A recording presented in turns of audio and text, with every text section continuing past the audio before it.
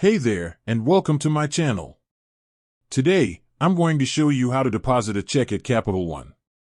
This is a really simple process, but it can be a little confusing if you're not sure what to do. So, let's get started.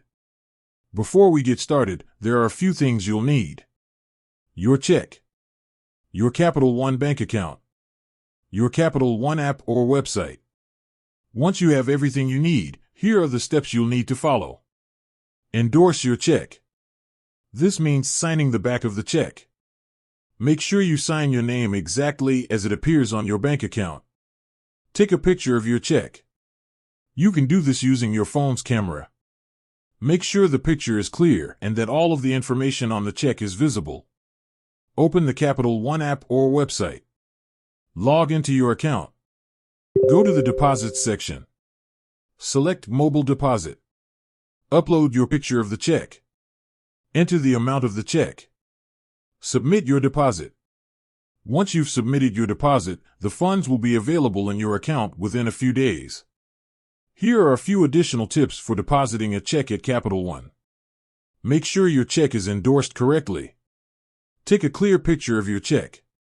Make sure you enter the correct amount of the check. Be patient. It may take a few days for the funds to be available in your account. That's all there is to it. I hope this video has been helpful. If you have any questions, please leave a comment below. And be sure to subscribe to my channel for more videos like this. Thanks for watching. Here are some additional things you can do with your Capital One account. Transfer money between accounts.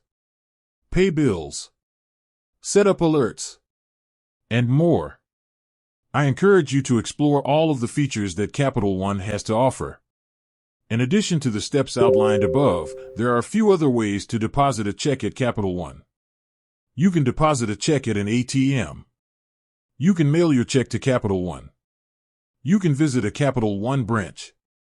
No matter which method you choose, be sure to follow the instructions carefully. I hope this information is helpful. Thanks for watching. I hope this video has been helpful. If you have any questions, please leave a comment below. And be sure to subscribe to my channel for more videos like this.